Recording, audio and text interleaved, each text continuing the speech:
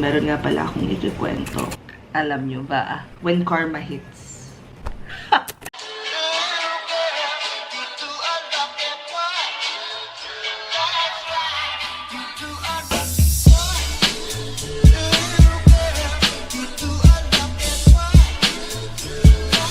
Alam nyo ba? Gusto niyo yung mga ganong entrada, diba? Okay, it is 5:21 in the afternoon and today's August 7. Start of August revamp yung free training natin na may refundable registration fee. Hindi ko na po tatawagin siya free kasi meron siyang fee but it's refundable. And during these times, pagka yung first 3 to 4 sessions nila, usually ako yung may hawak nun. Medyo puyat tayo. So, I only have about 4 hours of sleep. I already ate. Pinaganda na ako ni Popsky ng pagkain. And I already have my coffee. Iintay na lang ako ng oras, kumbaga. 5:22 naman na. And then, naalala ko, meron nga pala akong ikikwento. Let's just call this kwento when karma hits. Because a lot of times, and I'm not saying na hindi rin pwedeng mangyari sa akin to because I know for a fact na meron ako along the way ng mga masasaktan na tao. But, you know, when karma hits, it kinda stings. Last night, we went out with Beshi Bells and random night lang talaga siya. And very typical sa amin yung mga ganong gabi kasi kahapon, sobrang over 24 hours akong gising. Kapit na naman tayo sa kape. So, Saturday, natulog ako maghapon. So, mga 8 hours yung tulog ko na. Nagising ako around 9 p.m. Pagising ko ng 9 p.m., the intention was for me to be productive. Pero I didn't. Parang kain lang ako ng dinner and then dumiretso na ako ng kaunting task. I don't really think that I've completed a whole lot. Yeah. Hindi ako masyadong mawa nun. The intention was for me to be productive. Pero eventually, I just took my time, rest. So, natutulog ako siguro mga after 2 hours. Yun yan, tutulog ako ng mga 1.5. Hanggang sa pagtingin ko umaga na, I was able to, if I'm not mistaken, take care of a few things. I wanna believe I did. And then, bebong. And then after nun, recital na nung mga pamangkin namin. I even had to cancel yung training ng Reva kasi biglang nag-message yung kaibigan ko, which I'm not gonna tell dito sa video na to, but nag-message yung friend ko. And then may recital din yung mga pamangkin namin. And then after that, birthday nung kaibigan ko, which I didn't really know about the party until a day before. And then, yun na, si Michelle pa, alam ko flight na nila. So, I didn't have a choice but to cancel the training for Reva and move it to the 20th. Hoy, atok pa talaga ako. Anyway, so, long story short, naka-attend naman kami nung recital. Nakadaan kami dun sa party. Hindi na nga rin kami nakakain. But at least we showed up. And then when we came home, the intention was for me to just get a couple of hours ng rest. And then, either babalik doon sa party or we're waiting for Michelle. Nakatulog ako ng 7. Nagising ako around 12. So, actually, nagising ako sa ring ng Facebook. So, nag-ring yung Facebook ko, messengers. Chris, anong oras na ba? Akala ko mga 9 o'clock pa lang. Pucha, pagising ko, pagtingin ko, 12:15, I think. Yung tawag, si Anying, the Christine Martinez. Sabi niya, ano gawa nyo? Tulog. Kasi nagsusorry pa siya dahil nagising ako. So, hindi gigising talaga ako. Kasi nga, akala ko may pupuntahan pa akong event. Pala mag-aalauna na. So, naghahanap sila ng kasama na kasi parang nabitin si Baby J doon sa soju na stock nila sa bahay. So, naghahanap sila ng makakasama para mag 2 bottles pa. Pero ako alam ko talaga, malinaw na malinaw sa utak ko na hindi ako mag-iinom pagkagising na kulang yung tulog ko. So, ang nangyari, imbis na mag-inom, nagkape kami. Literal na nag-breakfast kami ng 1 in the morning kasi meron, doon sa Shell na tinambayan namin, meron masasarap na pastries. We tried a few and it was good. It was actually good.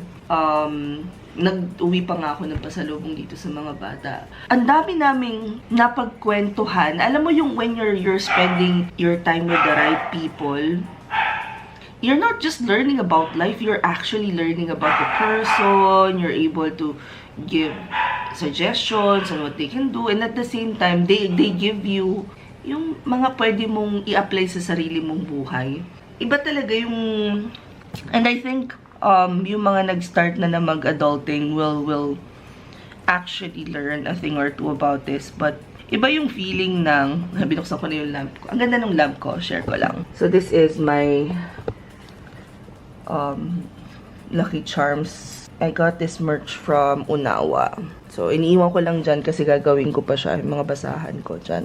And then, ito yung ano ko, my Lucky Tree, my Money Bowl, and ito hindi to actually kasama sa pampaswerte, pero andyan siya.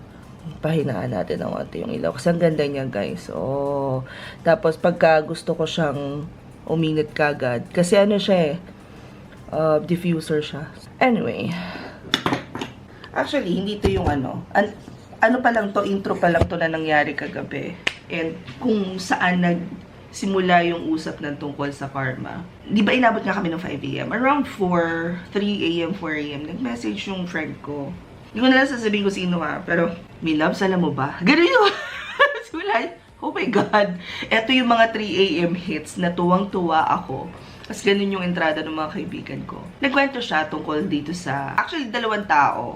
Yung isang kwento niya, hindi pa nakarating sa radar ko. Although alam ko, ang based on her chika, mayabang na, ay, wait lang. Yan.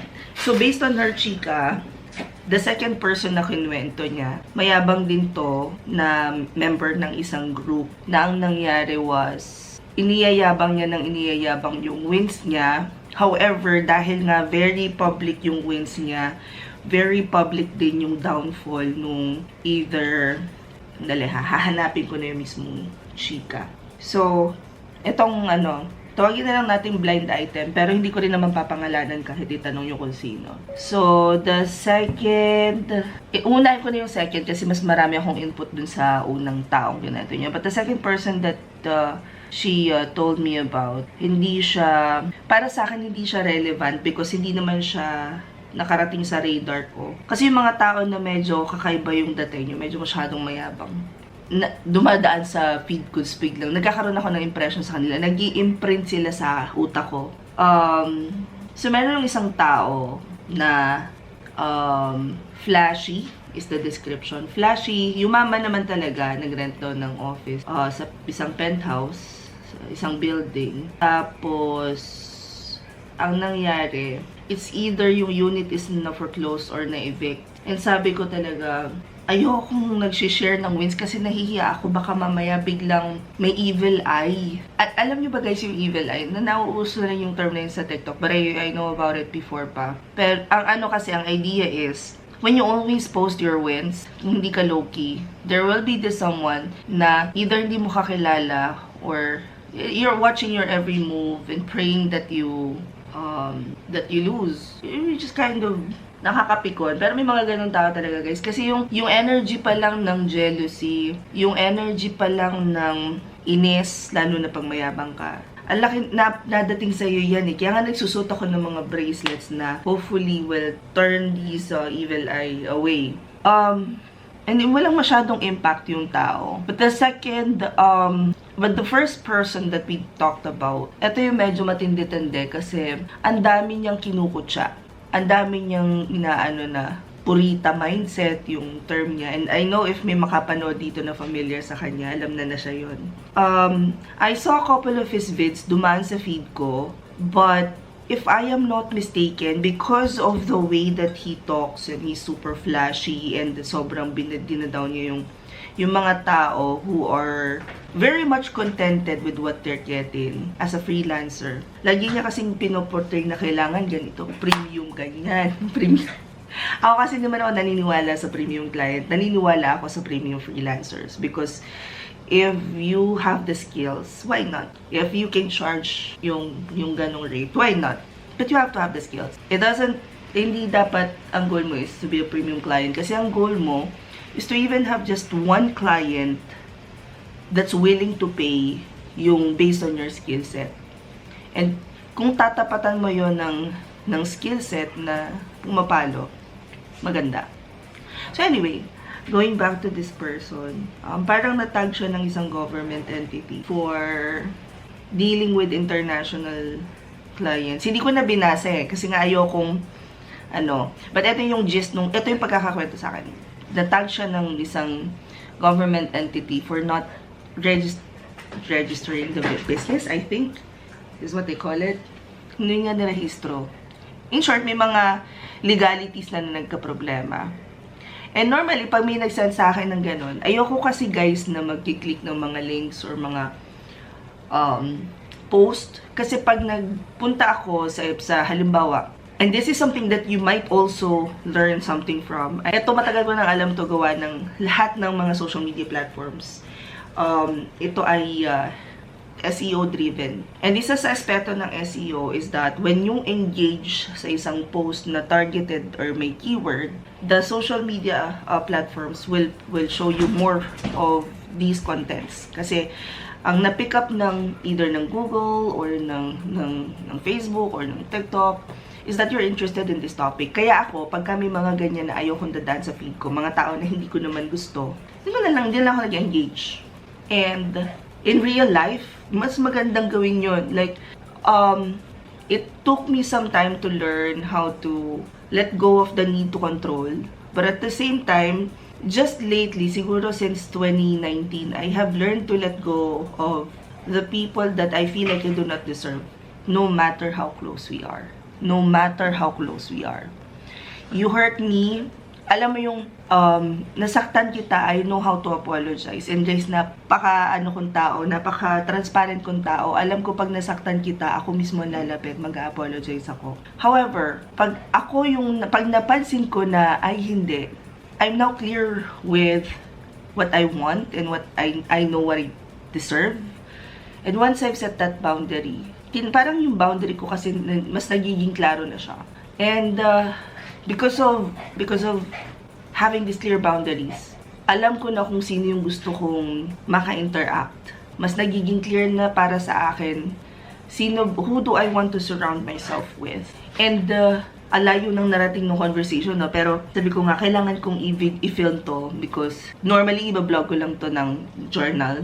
Pero today, chichika ko sa inyo because I know a lot of people might not know this yet. But if you do not want somebody's face or somebody's name or a topic na marating kayo sa social media, there's always a way to avoid it. Either you block them or you do not engage. Kaya hindi ko klinik yung link. Hindi ko na binasa kasi mamaya pumasok pa sa feed ko. So going back to the main topic, which is karma. Nung nag-uusap kami ng friend ko, sabi niya, karma yan kasi ang dami niyang pinatatamaan na tao. Ako, may mga blind items ako sa TikTok. Pero I always make sure na kapag nag-post ako ng problem, meron akong naka-prepare na solution. And that's just how I am. Hindi ako nagdedwell sa problem. I think that's the difference with me and this person, and that's one of the reasons why I blocked him, is that he adopted this same type of content as me na nangaaway or nang-call out ng tao. Ang dami kong nakikita ngayon na nang-call out ng kung sino-sino. Pero alam mo yon, hindi ka man lang nag-post ka ng problema, wala kang provided na solution. So yun lang, ang dilaw ko dun sa gawa ng pailaw ko. Yun lang, shinare ko lang, it's already 5:38, so I need to prepare for my class. But I hope you learned a thing or two out of this video. If you do, i-comment nyo nga kung ano yung feeling yung deserve ng tao na type of karma. Good karma ba? Bad karma ba yung mga ganan? Kung naniniwala kayo sa karma, sa evil eye. I mean, gusto ko sanang magkaroon ng mas maraming engagement dito sa YouTube ko. Para lang sipagin akong mag-upload, tsaka para sipagin yung aking video editor. Comment any questions you guys have about working from home. Follow or subscribe for more work from home chismis. Bye!